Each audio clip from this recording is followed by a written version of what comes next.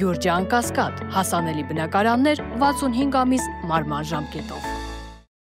Զինծառայությունից խուսափելու համար պատիժը 2-ից 5 տարվա փոխարեն դարձնել 3-ից 6 տարի։ Արդարադատության նախարարությունն է առաջարկում ազգային ժողովի պետական իրավական հարցերի մշտական հանձնաժողովի նիստում։ Վարժական հավաքներից խուսափելու հոդվածում առաջարկվում է սանկցիայի տուգանք պատժատեսակի չափը ամսական եկամուտի նկատմամբ հաշվարկվող առավելագույնը 20 չափով բառերը փոխարինել 15 ապատիկից 30 ապատիկի չափով, իսկ ազատազրկման համար նախատեսված առավելագույնը 2 տարի ժամկետով բառերը փոխարինել 1-ից 3 տարի ժամկետով բառերով։ Գտնում ենք, որ նման փոփոխությունները կարող են նպաստել պարտադիր զինվորական կամ այլընտրանքային ծառայության հայտարարված զորակոչից եւ վարժական հավաքներից խուսափելու դեպքերի նվազմանը։ Բացի այդ, նախագծի ընդունման դեպքում քրեական օրենսգրքի 461-րդ հոդվածի առաջին մասը միջին ծանրությունից կդառնա ծանր հանցագործություն, ինչը հնարավորություն կտա իրավապահ մարմիններին պարտադիր զինվորական կամ այլընտրանքային ծառայության կամ հայտարարված զորակոչից խուսափելու հանցակազմի հասարակ տեսակի դեպքում եւս գործադրել օպերատիվ հետախուզական գործունեության մասին օրենքով եւ քրեական դատարանության օրենսգրքով նախատեսված օպերատիվ հետախուզական մի շարք միջոցառումներ եւ գաղտնի քննչական գործողություններ, ինչը ներկայումս հնարավոր չի, քանի որ միջին ծանրության հանցակազմը իրենց ներկայացնում։ 2023 թվականի ընթացքում քրեական օրենսգրքի 461-րդ եւ 462-րդ հոդվածներով նախաձեռնվել է ընդհանուր 1499 քրեական վարույթ, իսկ արդեն 2024-ի ընթացքում ընդհանուր 1779 քրեական վարույթ։ Օրակարգային մյուս հարցը վերաբերում էր տրանսպորտային միջոցի մասերի գողությանը։ Ըստ այդմ, եթե գողությունը կատարվում է դրսի հատվածից, ներքին գործերի նախարարությունն առաջարկում է դիտարկել որպես միջին ծանրության հանցանք, ոչ մեծ ծանրության հանցանքի փոխարեն։ Հետևաբար հանցանք կատարած անձը կտուգանվի 20 ապատիկից 50 ապատիկի չափով կամ հանրային աշխատանքով 150-ից 270 ժամ տևողությամբ կամ ազատության սահմանափակման ըստ դեպքերի 1-ից 3 տարի, 2-ից 5 տարի եւ 1-ից 2 ամիս ժամկետով։ Միաժամանակ օրենքի նախագծի ընդունումից հետո դատական պրակտիկայում առավել մեծ հնարավորություններ կստեղծվեն նշված հանցատեսակի քննության ընթացքում նոր հանցագործություններ կատարելը կանխելու նպատակով կալանավորումը որպես խափանման միջոց կիրառելու համար։ Տրանսպորտային միջոցից կատարված գողությունների թիվը տարիների ընթացքում գրեթե անփոփոխ է մնացել։ Նախարարությունը կարծում է, պետք է խստացնել պատասխանատվությունը աճի միտումը կանխելու համար։ Ըստ վիճակագրության մեկ անգամ նման գողություն կատարած անձը պարբերաբար դիմում է նույն քայլին, անգամ դատական գործընթացից հետո։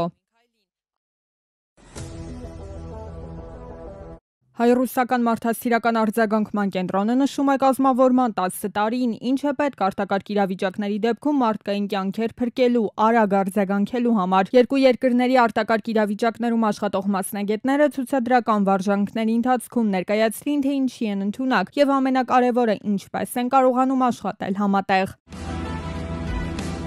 Հզոր պայթյուն եւ հրդեհ շինությունների ներսում փակված քաղաքացիներ, բարդ իրավիճակներ, որի ընթացքում հրշեջ փրկարարները առաջին բուժօգնություն ցույց տվող անձինք միանգամից գործի են անցնում, առանց խանգարելու մեկը մյուսին, մարդկային կյանքեր են նրանք փրկում։ Հայ-ռուսական մարդասիրական արձագանքման կենտրոնը հագեցած է անհրաժեշտ բոլոր տեխնիկական եւ տեխնոլոգիական բարձրակարգ միջոցներով։ Հայաստանում այս կենտրոնի շնորհիվ բարձրանում է նախ եւ առաջ փրկարարների որակավորումը։ Վարժական առաջադրանքից գոհ են ուժային կառույցների ղեկավարները։ Այստեղ փրկարարները թրծված են եւ կարող են մասնակիցը դառնալ բոլոր անհրաժեշտ միջոցառումների, որոնք կապված են արտակարգ իրավիճակների ռիսկերի հետ։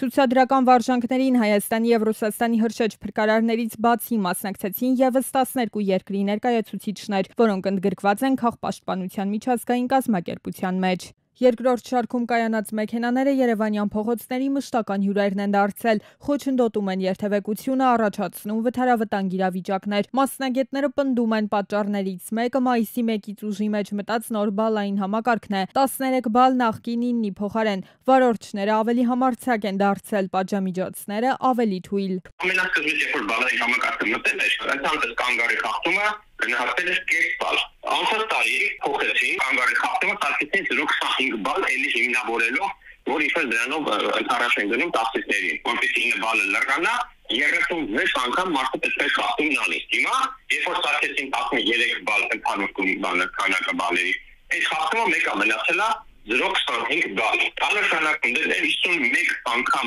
երկրորդ շարքը կայանելու դեպքում մեկը մարդու բալերը չեն վերջանում։ Օրենքի հեղինակները պնդում են բալերի ավելացումը առանձին դեպքերում օրինակ տաքսու վարորդների համար նպաստավոր պայմաններ է ստեղծում խախտումներ կատարելու, օրինակ թույլատրելիից ավելի երկրորդ շարքում կանգ առելու։ Պետք է բոլոր տաքսիստերին բերել օրինական դաշտ, գրանցել եւ գրանցված բոլոր տաքսիկ մեքենաներին թույլատրել երկրորդ շարքում կայանել, մեկի փոխարեն պայմանական 3 րոպե։ Հիմա բարձրացել են ավելի լավ։ Ուղղակի շատ էլ վարորդներ դրանից չառիթավորվեն, էլի։ Ճիշտ է, եթե գրպանին ինչ որտեղ կպնեն, խախտումները ավելի կքչանան, բայց դե խախտողը խախտելու է։ Դա էտի մենտալիտետ է, էտի ժամանակի ընթացքում կամաց է էտի ներմուծվում, որ մարդիկ նորմալ վարեն։ 9 ժամանակ ավելի զգոն կքշեն, ավելի 9 մնա քան շատացնեն։ Երկրորդ շարքում կանգնելը հաճախ է դառնում վթարների, խցանումների ու կոնֆլիկտների առիթ։ Վարորդներն ու մասնագետը համակարծիք են, վերահսկողությունը թույլ է, այնուամենայնիվ նրանց մի հարց է հուզում։ Երկրորդ շարքում կայանելու համար պաշտոնավոր անձինք ևս կրում են նույն պատիժը, ինչ իրենք։ Ներքին գործերի նախարարությունից վստահեցնում են, թե անկախ վայրից ու պաշտոնից երկրորդ շարքում գտնվող մեքենաներին պարբերաբար զգուշացնում են ու վերացնում խախտումը։ Նաև վարչական արձանագրություն են կազմում։ Լոռու մարզում մայիսի 16-ին սպանություն է տեղի ունեցել։ Կլինիկական մահախտորոշմամբ քաղաքացիական մեքենայով Լոռու մարզի Ծաղկաբեր գյուղի 29-ամյա բնակչին Արսեն Կիրակոսյանին են տեղափոխել Սպիտակ բժշկական կենտրոն։ Հիվանդանոց են ժամանել ոստիկանության քրեական ոստիկանության գլխավոր վարչության Լոռու մարզի քրեական վարչության պետ Խորեն Բարխոյանը, համայնքային ոստիկանության Սպիտակի բաժնի պետ Մալաքյանը եւ բարեկային ծառայության Լոռու մարզի գումարտակի բարեկները գումարտակի հրամանատար Կարեն Կուրերյանի գլխավորությամբ։ Ոստիկաններն ու քննիչները արագ բացահայտել են ծանր հանցագործությունը։ Պարզվել է նաև, որ դեպքը տեղի է ունեցել Սպիտակ Գյումրի ճանապարհի Մեծ Պարնի Կաթնաջուր գյուղերի խաչմերուկին հարակից հանդամասում։ Իսկ երիտասարդին հիվանդանոց է տեղափոխել Լոռու մարզի Ծաղկաբեր գյուղի 25-ամյա բնակիչ Ֆունզիկ Թումասյանը օփելով։ Հանցագործությունը բացահայտված է։ Կան կասկածյալներ, այս պահին հենց կասկածյալները քննիչին դեպքի վայրում պատմում են դեպքի հանգամանքները, իսկ մահացածի մարմնի վրա եղել է բազմաթիվ սուր կտրող ծակող առարկայի հարվածի հետքեր, նաև բռունցքներով, այդպես էին ասում։ Ոստիկանության բարեկային ծառայության Լոռու մարզի գումարտակի երկրորդ վաշտի առաջին դասակի բարեկներն են սահմանազատել տարածքը նախաքննության շահերից ելնելով, այլ մանրամասներ չեն հրապարակվում։ Մայիսի 20-ից 22-ը Կանադայում կայանալիք մեծ յոթնյակի ֆինանսների նախարարների հանդիպման ժամանակ Եվրամիությունը կառաջարկի իջեցնել ծովային ճանապարհով տեղափոխվող ռուսական նավթի գնման առավելագույն գինը։ Այս մասին հայտարարել է տնտեսական հարցերի Եվրահանձնակատար Վալդիս Դոմբրովսկիսը։ Նրա խոսքով Եվրամիության հանձնաժողովը հարցը բարձրացրել է Ռուսաստանի նկատմամբ Ուկրաինայում ռազմական միջամտության համար կիրառվող տնտեսական պատժամիջոցների նոր փաթեթի քննարկման ժամանակ։ Դոմբրովսկիսը չի մանրամասնել, թե Եվրամիությունը ինչ մակարդակով մտադիր իջեցնել գնի առաստաղը, սակայն քննարկումներին ծանոթ Եվրամիության անանուն պաշտոնյաները Reuters-ին հայտնել են, որ 1 բարելի համար $50 է մշակվում։ Այժմ Ռուսաստանից նավթի 1 բարելի գնի առաստաղը $60 է։ Ֆրանսիան ամենավտանգավոր հանցագործների, այդ թվում թմրավաճառների եւ արմատական իսլամիստների համար խիստ ռեժիմի բանտ կկառուցի հարավամերիկյան ջունգլիներում։ Արդարադատության նախարարի խոսքով բանտը կգտնվի ֆրանսիական Գվիանայում ջունգլիների խորքում ճանապարհներից հեռու եւ առաջին բանտարկյալներին կընդունի 2028-ին։ Արժեքը գնահատվում է մոտ 400 միլիոն եվրո։